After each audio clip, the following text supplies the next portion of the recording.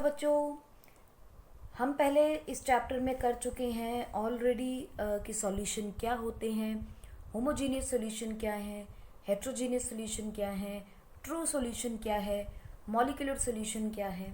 आज हम करने वाले हैं हेट्रोजीनियस सॉल्यूशन और उसमें हम पढ़ेंगे सस्पेंशन क्या होती है। तो बच्चों, वो सब्सटेंसेस जो पानी के अंदर घुलते नहीं, हम उन्हें सस्पेंशन बोलते हैं। एक heterogeneous a heterogeneous mixture in which the small particles of a solid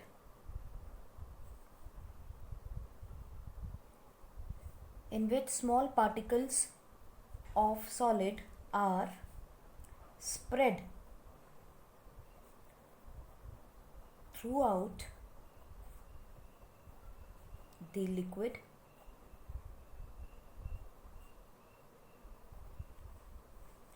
without dissolving, उसमें घुलते नहीं हैं और उसी के अंदर पड़े रहते हैं। फॉर एग्जाम्पल आप देखोगे,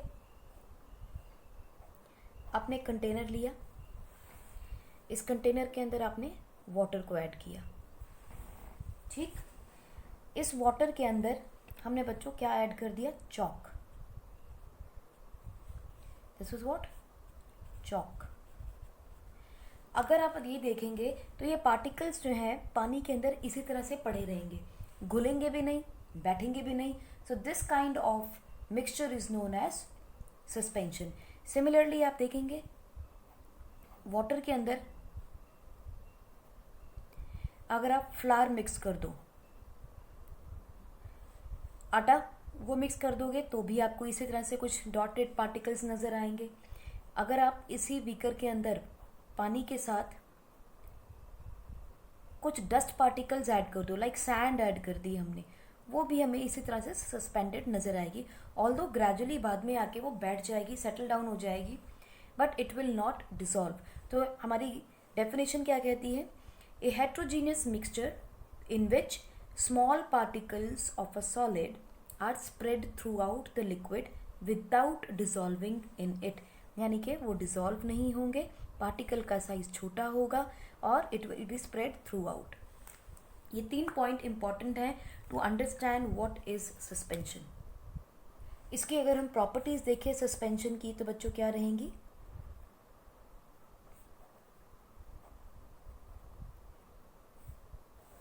सबसे पहली property, it is heterogeneous. Number 2, particle size is larger than 100 nanometer in diameter. Correct? Number 3, they can be seen by naked eyes. Particles can be seen by naked eyes. हम अपनी आँखों से उन particles को देख पाते हैं. Next is particles are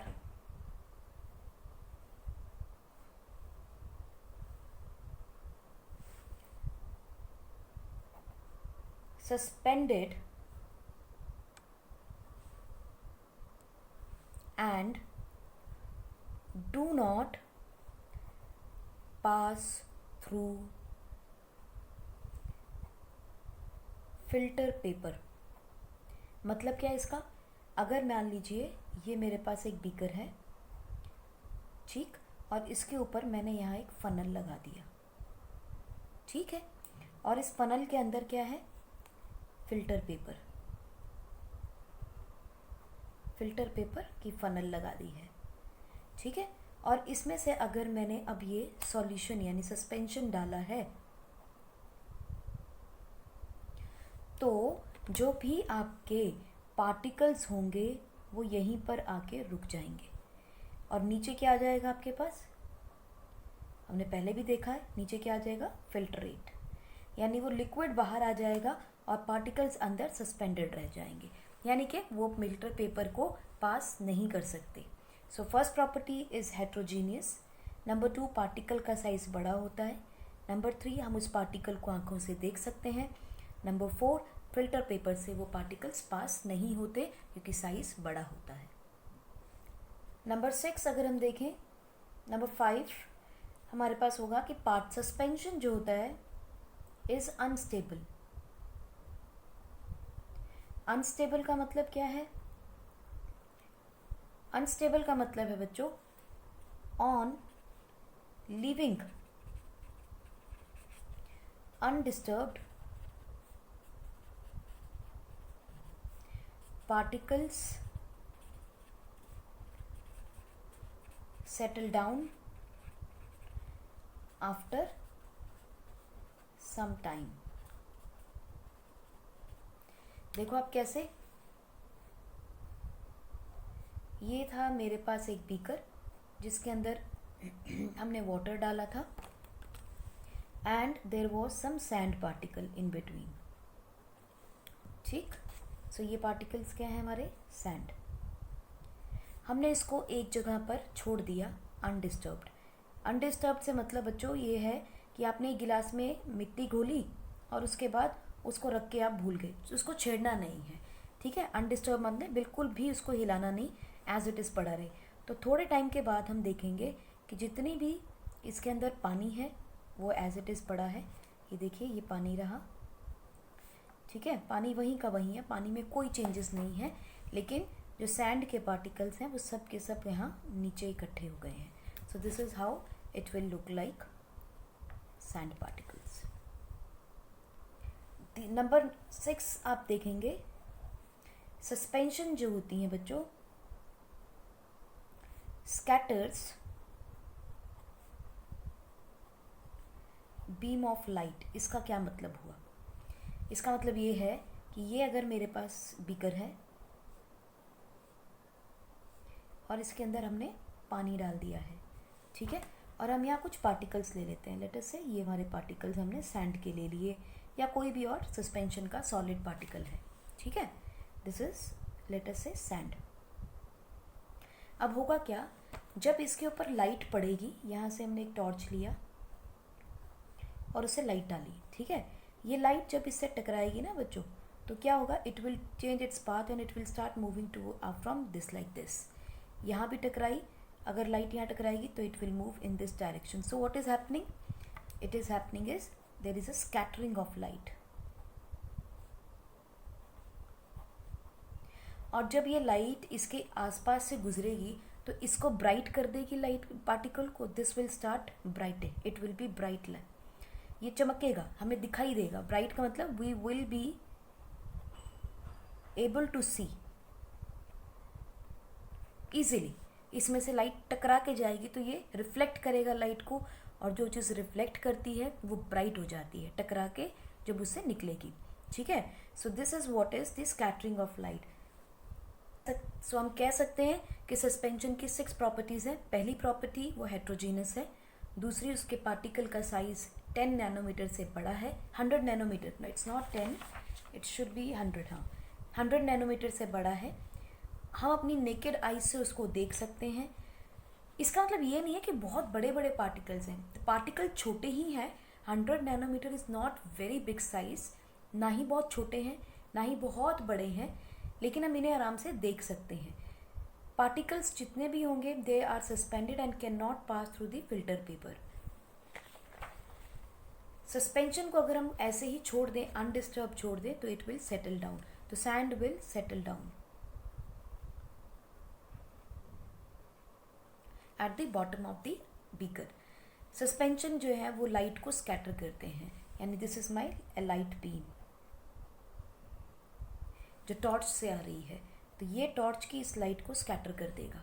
so this is the property of suspension. अब हम नेक्स्ट देखते हैं कॉलॉइड्स क्या होते हैं।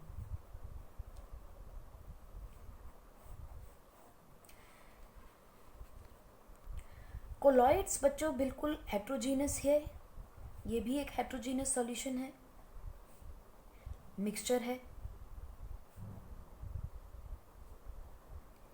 लेकिन इसके जो पार्टिकल का साइज है ना बच्चों, is larger than true solution. True solution में हमें बिल्कुल नहीं दिखाई देते। कोलॉइड के पार्टिकल इससे बड़े होते हैं बट स्मॉलर देन सस्पेंशन। हम इसको इस तरह से मार्क कर सकते हैं, पार्टिकल साइज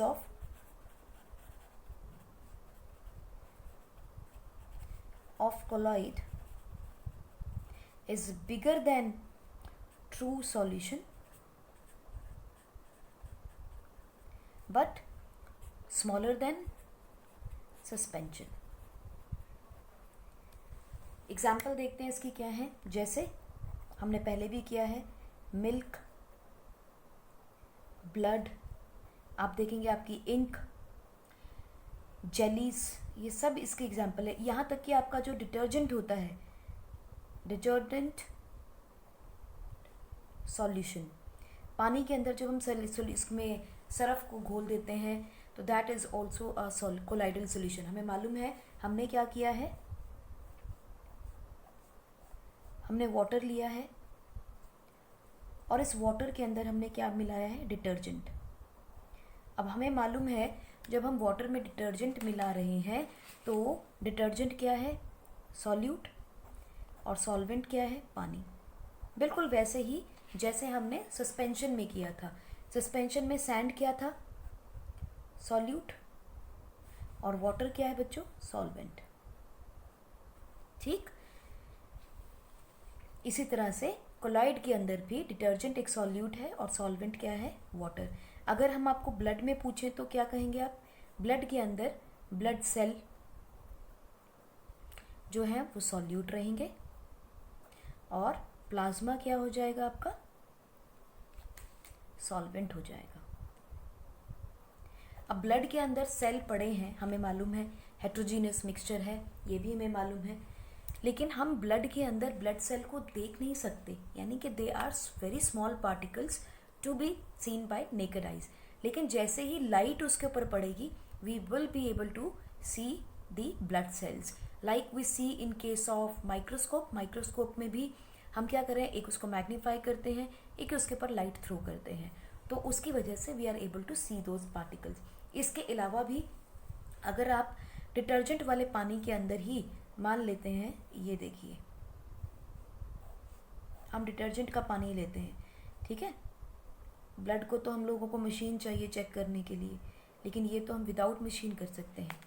वाटर लिया और इस वाटर के अंदर लेट अस से यहाँ पर कुछ पार्टिकल्स हैं which we can not actually see by eyes and this is the detergent, ठीक है। और यहाँ हमने टॉर्च रखी, टॉर्च से हमने क्या डाली है, इसके ऊपर लाइट। जब इसके अंदर बच्चों हम लाइट ऐड करेंगे तो व्हाट विल हैपन, ये हमें अब इससे टकरा के लाइट जाएगी तो सही, लेकिन ये पार्टिकल इतने छोटे छोटे हैं कि बिना, आप ये समझ लो कि एक होता है लाइट टकराएगी और रास्ता बदल लेगी, लाइट टकराएगी और रास्ता बदल लेगी, जैसा हमने अपने सस्पेंशंस में देखा था, लाइट टकराई और रास्ता बदल दिया, लाइट टकराई और रास्ता बदल दिया। यहाँ पे पार्टिकल इतना छोटा है कि रास्ता बदल भी दे तो हमें पता ही नहीं चलता कि रास्ता इसका बदल गया। This is very very small particle. As a result हमें क्या लगेगा कि लाइट इससे टकराई और फिर सीधे चली आई, टकरा के भी सीधे चली आई, लेकिन एज अ रिजल्ट अब हमें ये पता चल जाएगा कि लाइट का रास्ता क्या है। We can trace path of light, we can trace path of light. जब भी हम पाथ ऑफ लाइट दिखा सकेंगे उसे हम बोलते हैं टिंडल इफेक्ट। क्या बोलेंगे उसे, टिंडल इफेक्ट।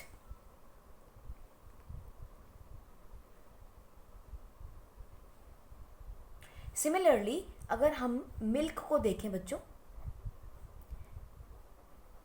मिल्क का हमने एक ड्रॉप ले लिया, ठीक है, और इस ड्रॉप को हमने माइक्रोस्कोप के अंदर देखा।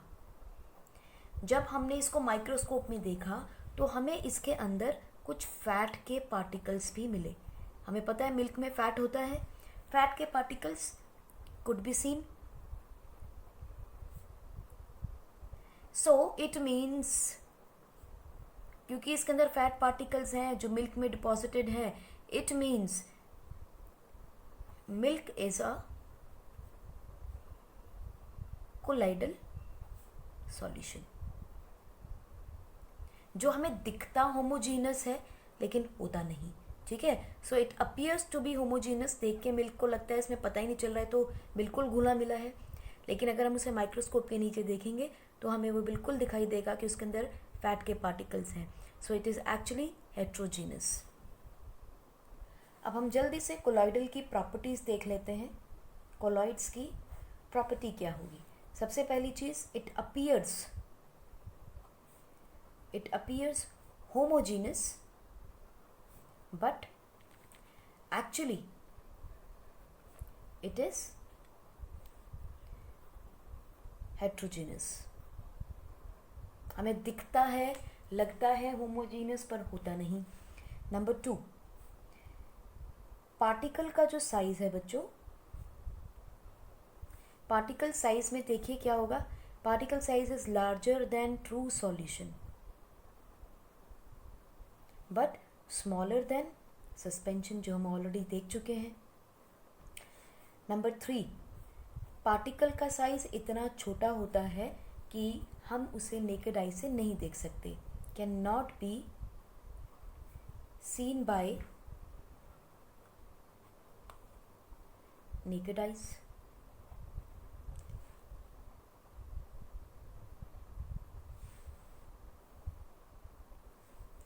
कैन नॉट बी सेपरेटेड, कभी देखा है दूध को फिल्टर पेपर से निकालो तो आपको लगेगा कि फिल्टर में, पेपर में कुछ रुक जाना चाहिए, हेट्रोजीनस है, लेकिन नहीं, it can not be separated by filtration. हम उसे खाली फिल्टरेशन से सॉस क्लियर नहीं कर सकते हैं सेपरेट। दूसरी चीज़ आप देखो, इट इज़ क्वाइट स्टेबल। दूध को काफ़ी देर भी रखो तो भी उसके अंदर ऐसा नहीं होता कि फैट के पार्टिकल्स जो हैं वो नीचे की तरफ चले जाएंगे या सेटल डाउन हो जाएंगे, ऐसा कुछ नहीं होगा। सबसे important property, colloids show Tyndall effect. Colloids show Tyndall effect, और मैंने आपको बताया टिंडल इफेक्ट क्या होता है। whenever light is passed or whenever light is thrown on a colloidal solution, path of light can be traced या path of light becomes visible। चलिए इसको लिख ही लेते हैं। on throwing light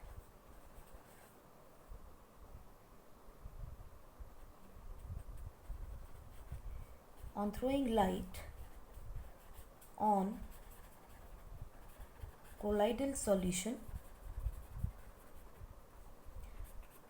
path of light becomes visible. This is the Tyndall effect. Next properties में देखिए, सबसे पहले it appears homogeneous but actually is heterogeneous. Particle size is smaller than true solution, larger than suspension. Particles cannot be seen by naked eyes, cannot be separated by filtration, and it is quite stable. These show Tyndall effect.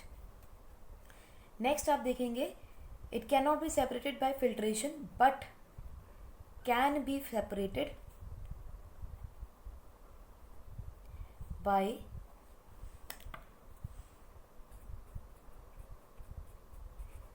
Centrifugation.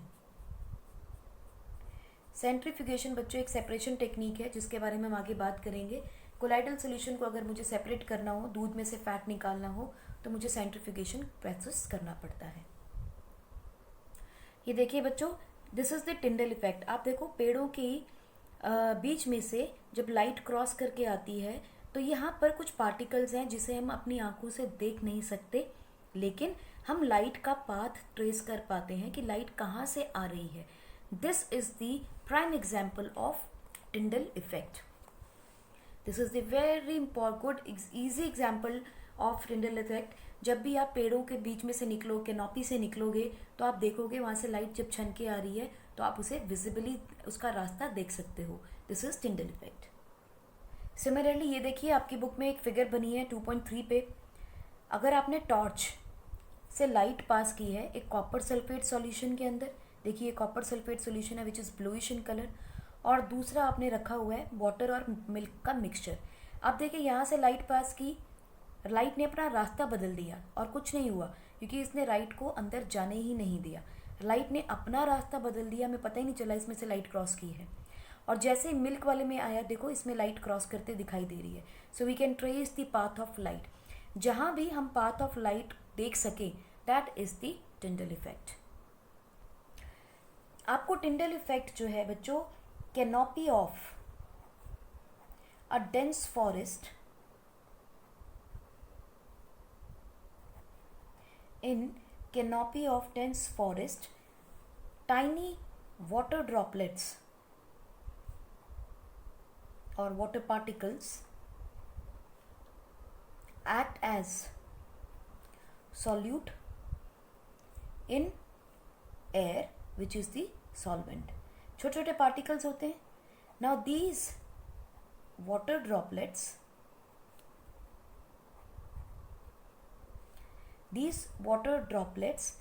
dispersed in air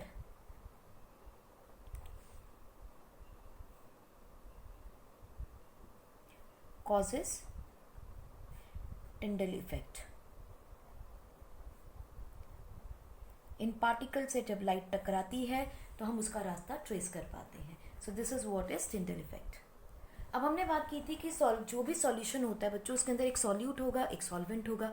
सो अगर हम colloids की बात कर रहे हैं तो colloidal solution के अंदर आपके पास एक सॉल्यूट है और एक सॉल्वेंट है. हमने पहले भी बात की है, सॉल्यूट को हम क्या कह देते हैं? डिस्पर्स्ड फेज, यानी कि जो कम मात्रा में है, कम कॉन्सेंट्रेशन में है. और जो ज़्यादा है, सॉल्वेंट है, उसे हम क्या कहते हैं? डिस्पर्सिंग मीडियम या डिस्पर्सिंग मीडियम.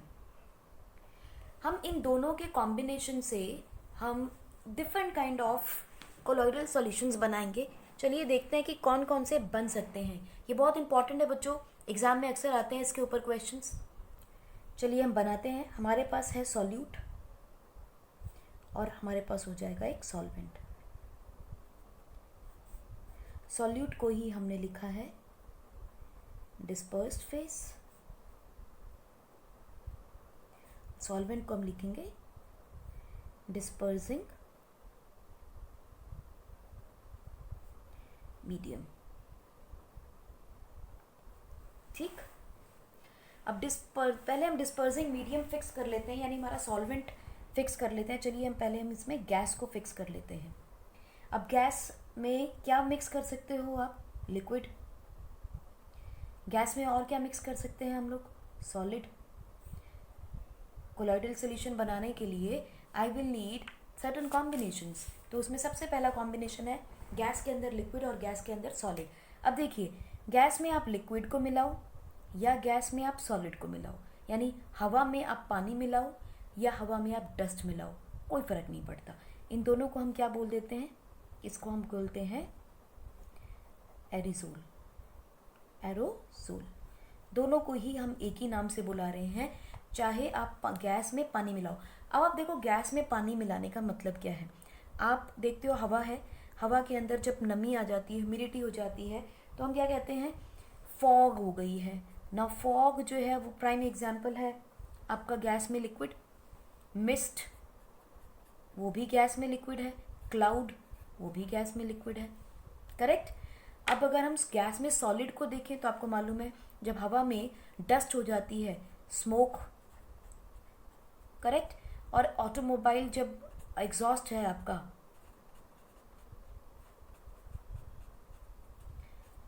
एग्जॉस्ट, हम जो धुआं छोड़ते हैं या डस्ट फैला देते हैं, दैट मिक्स विद एयर, और उसे ही हम बोल रहे हैं एरोसोल.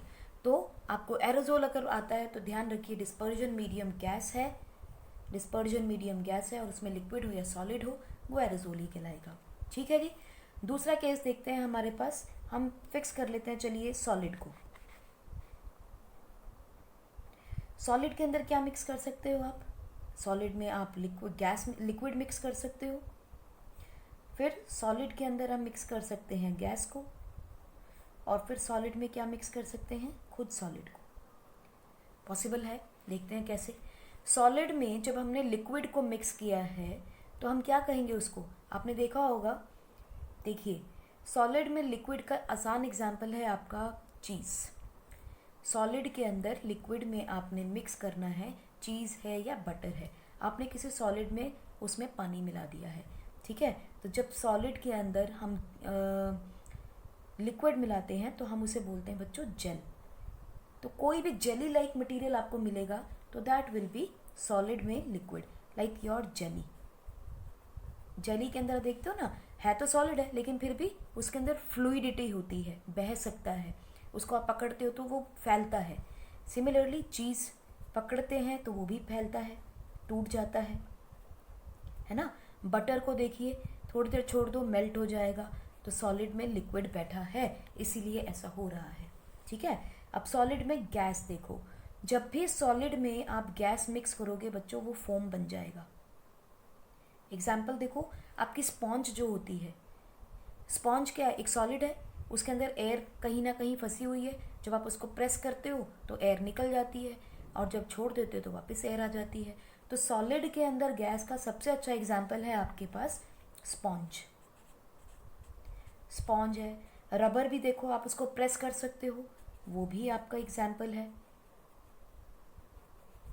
ना। और फोम इटसेल्फ, आपने जो सोफों में कपड़ों में, आपके तकिए में, पिलो में जो फोम है, दैट इज़ एन एग्जाम्पल, है तो सॉलिड है ना, it has a defined shape, लेकिन कंप्रेस कर सकते हो, लेकिन बाद में छोड़ोगे प्रेशर को फिर से अपनी जगह पर आ जाता है। So that is a solid in gas. Solid and solid को बच्चों हम क्या कहेंगे, सॉलिड सॉल्यूशन, सॉलिड सॉल्यूशन। तो हम सॉलिड सॉल्यूशन को शॉर्ट फॉर्म में लिखते हैं सॉलिड सोल, सिंपल है। और सबसे अच्छा एग्जाम्पल है बच्चों इसका अलॉयज। गाड़ियों में लगे होते हैं ना आपके व्हील्स में alloys, this an example of solid solid solution. इसके अलावा आपके जेम स्टोन्स, जितने भी आपके जेम स्टोन्स हैं they are solid sols. Even your milky glass, जिसे हम क्या कहते हैं, क्वार्ट्स। चलिए, क्वार्ट्स याद करने की भी ज़रूरत नहीं, आप सिर्फ मिल्की ग्लास याद कीजिए, this is a solid sol, ठीक है जी।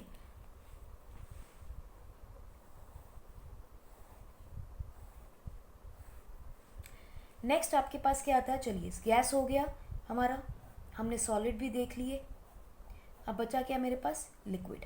अब लिक्विड डाल देते हैं। लिक्विड के साथ बच्चों क्या डाल सकते हो आप, लिक्विड। लिक्विड में और क्या डाल सकते हैं, सॉलिड। और क्या डाल सकते हैं लिक्विड में, गैस, सब डल सकता है। पानी में आपने गैस मिलाई, देखो इसमें एक सबसे अच्छा एग्जांपल क्या है, पानी में गैस मिलाई, कोल्ड ड्रिंक, आपकी कोल्ड ड्रिंक होती है ना, बॉटल खोलते हैं तो उसमें से फिज निकल जाती है। सो जब आप लिक्विड के अंदर गैस मिलाते हैं तो it is just like a liquid के अंदर जब आप गैस मिलाएंगे it will become again a form of foam. Gas जब भी आएगी as a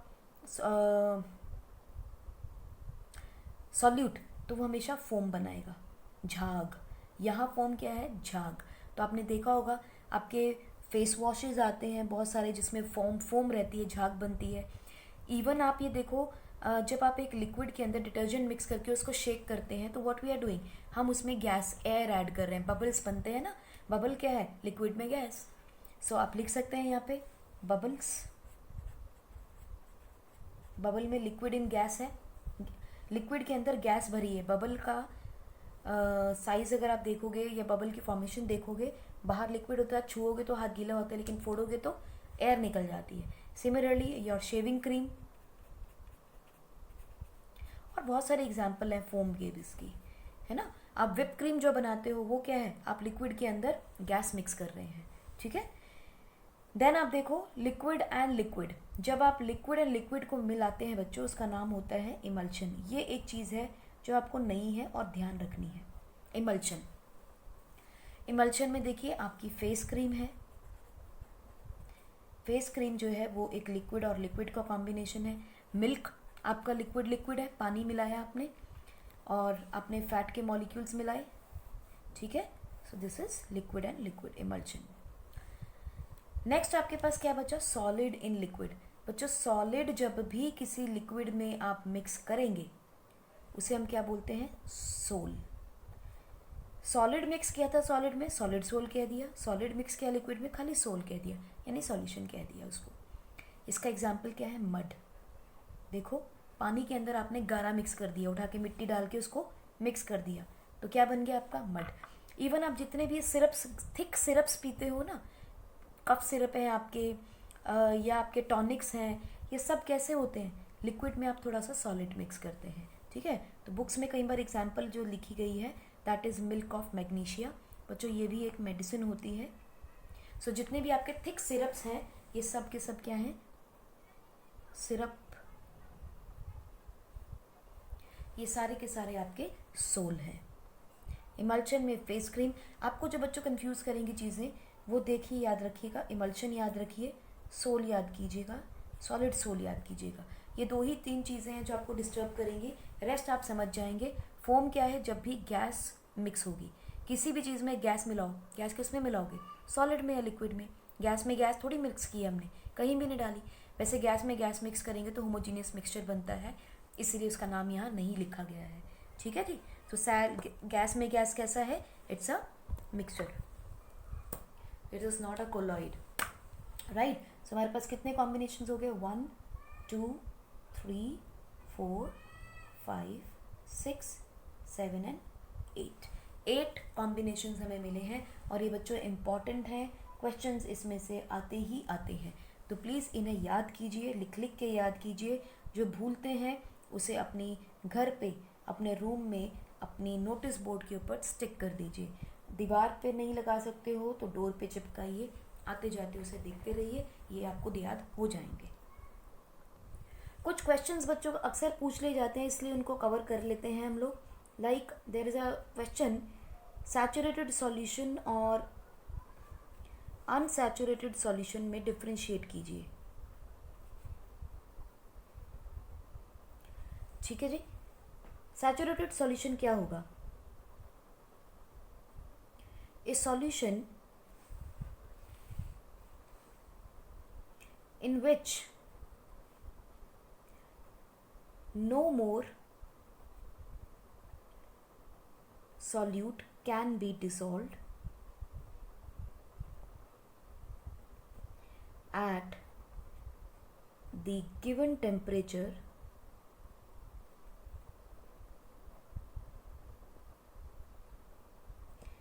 is called saturated solution. इसी को हम एक और नाम से जानते हैं बच्चों, this is also called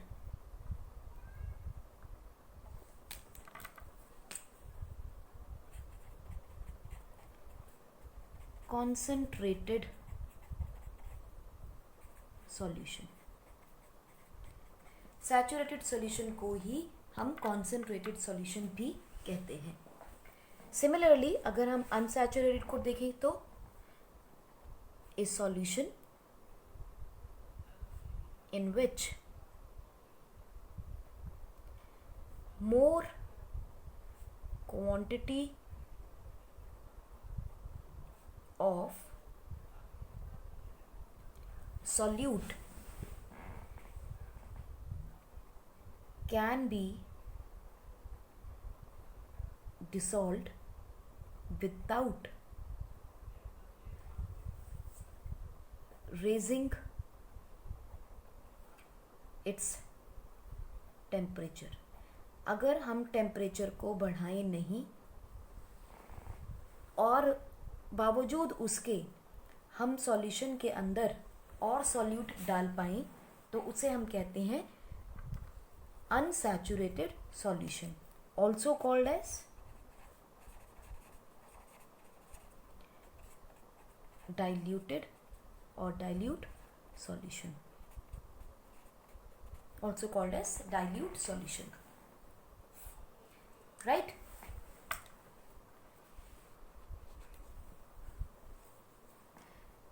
Saturated solution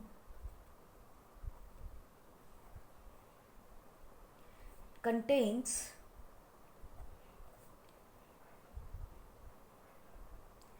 maximum amount of solute which can be dissolved in it at that temperature. उस टेम्परेचर पे हम कितना सॉल्यूट डाल सकते हैं, उसकी मैक्सिमम कॉन्सेंट्रेशन क्या होगी, वही हमारा सैचुरेटेड सॉल्यूशन रहेगा. लेकिन यहाँ पर अगर हम देखते हैं तो unsaturated solution contains less amount of solute,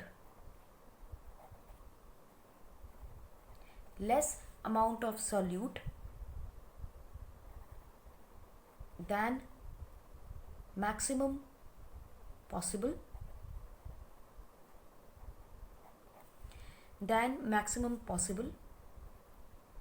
which can be dissolved in it. जैसे हम एग्जाम्पल देखते हैं, 32 ग्राम of KMnO4 in 100 gram of water can be dissolved at 20 degree Celsius. मतलब इस गिवन टेम्परेचर के ऊपर इतने सॉल्वेंट के अंदर इतना ग्राम सॉल्यूट डल सकता है. ठीक है. या हम एक और एग्जांपल देख सकते हैं, 36 ग्राम ऑफ NaCl. क्या है NaCl? Solute. In 100 gram of water. क्या है ये? Solvent. Can be dissolved at 20 degree Celsius. मतलब इतना सॉल्यूट इतने सॉल्वेंट के अंदर इस टेम्परेचर पे डिसॉल्व हो सकता है, इससे ज़्यादा नहीं हो सकता. इसका मतलब ये सैचुरेटेड अमाउंट है. Let us see what is the effect of heating on saturated solution and effect of cooling on saturated solution. On increasing temperature,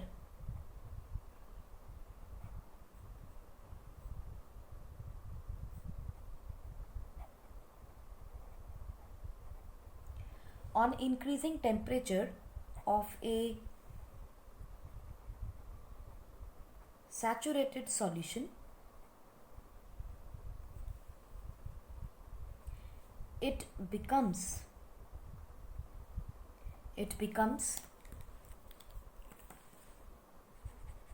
unsaturated.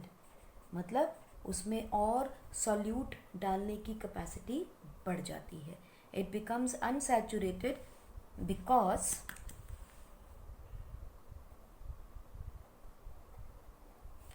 because solubility of solute increases. But इसका मतलब ये नहीं है उसको heat करते चले जाओ बढ़ती जाएगी, हीट करते जाओ बढ़ती चली जाएगी. इसका मतलब ये नहीं है, क्योंकि इसकी भी एक लिमिट है. But it can not be made infinity. ऐसा नहीं कि बस करते जाओ, डालते जाओ, गर्म करते रहो, डालते जाओ, गर्म करते रहो. It has a limit, so it can not be infinity. लेकिन अगर हम ठंडा कर दें तो क्या होगा? On cooling solubility decreases,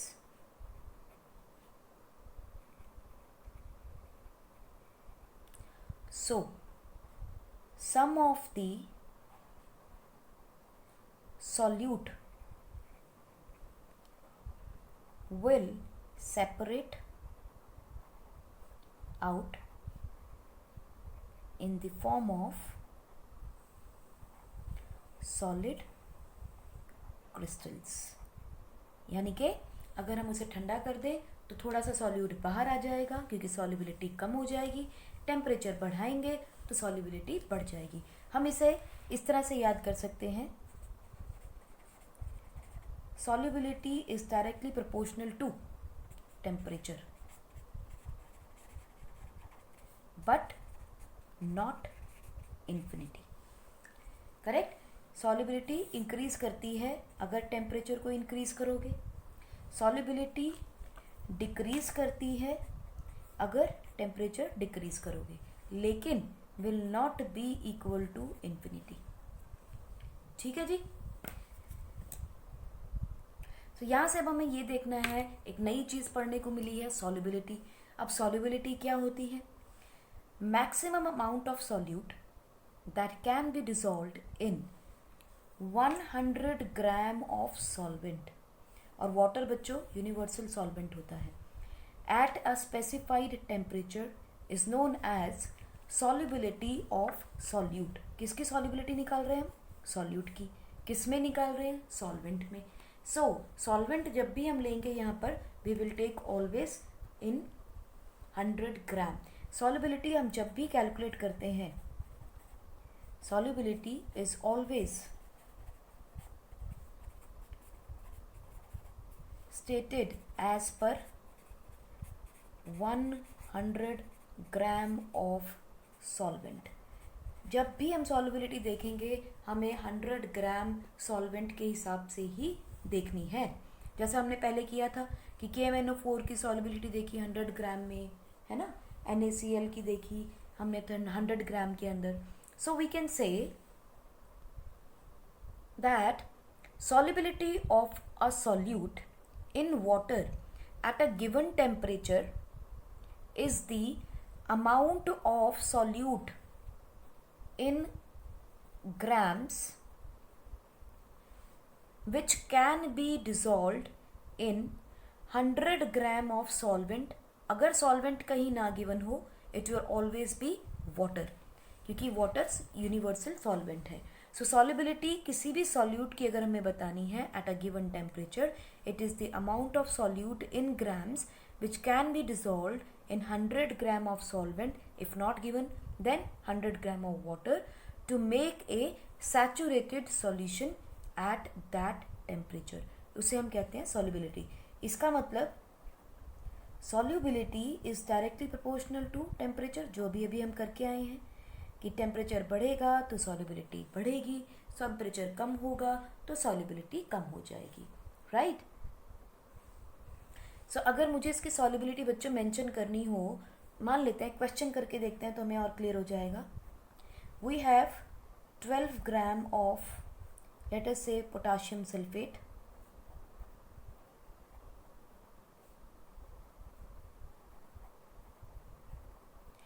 in 75 gram of water at 60 degree Celsius. ठीक। एंड मुझसे ये पूछते हैं calculate solubility of K2SO4 in water और इन 100 ग्राम ऑफ वाटर। ठीक है, आपसे ये सवाल पूछ लिया गया है। अब आप ये देखिए इसका सॉल्यूशन क्या बनाएंगे। उसने कहा है 12 ग्राम यानी 12 gram is dissolving in 75 gram, तो 75 gram of water contains 12 gram at 60 degree Celsius. Correct है। सॉल्युबिलिटी हमें निकालनी होती है 100 ग्राम में, तो हम क्या कहेंगे 100 ग्राम में कितना हो जाएगा। 100 gram of water will contain 12 divided by 75 multiplied by 100, तो we can cancel it out, it is 4/3। So ये भी कैंसिल हो जाएगा 4, so it is going to be 16 gram. Correct. So 16 gram of K2SO4 can be dissolved in 100 gram of water. This is the solubility of potassium sulfate. Correct? अगर में पूछ लिया जाए what is the percentage dissolve, तो हम क्या लिखेंगे? Percentage के लिए बच्चों हम एक सिंपल सा फॉर्मूला ले लेते हैं, solute upon solution multiplied by 100, जो हमने पहले भी किया था. This is the concentration of solution. Concentration of solution. तो हमारा क्या बन जाएगा? सॉल्यूट कितना है मेरे पास? 16 ग्राम. सॉल्यूशन कितना है? 100 gram. Multiplied by 100, it comes out to be 16% at 60 degree Celsius is the solubility. ठीक है जी. Now what is the effect of temperature? वो हमने अभी देख ही लिया. क्या प्रेशर का भी कोई फर्क पड़ता है? बिल्कुल पड़ता है. प्रेशर भी हमारी सॉल्युबिलिटी को अफेक्ट करता है. हाउ? ये तो हमने देख ही लिया था कि solubility is directly proportional to temperature. More the temperature, more is the solubility, but not equal to infinity. Correct? Number 2.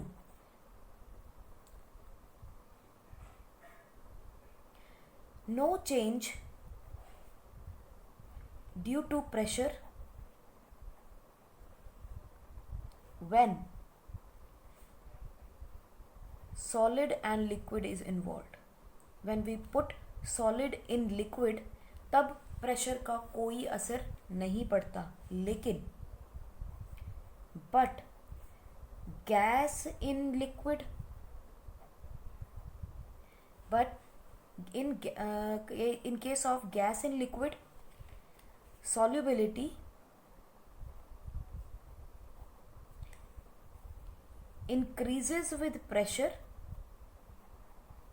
and decreases with temperature. But ये किस केस में है? सिर्फ और सिर्फ गैस के केस में मिलेगा आपको कि टेम्परेचर के साथ इन्वर्स रिलेशनशिप है. क्यों? सोचो ज़रा.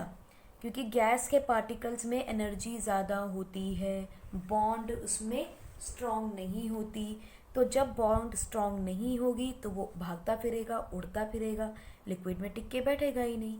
सो जब टेम्परेचर हम कम कर देंगे तो उसके बीच में पार्टिकल्स के बीच की स्पेस कम हो जाएगी and it will be soluble in liquid. इसीलिए हम solubility in case of gases को बहुत सिंपल तरीके से मेंशन कर देते हैं, is equal to temperature upon pressure. This is the solubility in case of gases. तो गैस में टेम्परेचर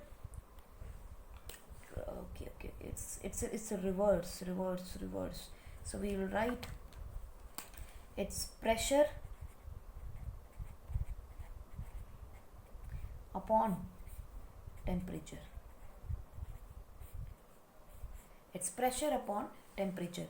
कि प्रेशर बढ़ाओगे तो सॉल्युबिलिटी गैसेस में बढ़ेगी क्योंकि उसके पार्टिकल्स क्लोज आएंगे. टेम्परेचर कम करेंगे तो अगेन पार्टिकल्स क्लोज आएंगे, it will be soluble in liquids. आज के लिए बच्चों इतना ही. नेक्स्ट क्लास में हम पढ़ेंगे सेपरेशन टेक्निक्स, किस तरह से हम लिक्विड को, लिक्विड सॉलिड को, कोलॉइड्स को सेपरेट करते हैं. इसके बारे में हम बात करेंगे हमारे नेक्स्ट लेक्चर में. Till then keep safe, keep smiling and stay safe.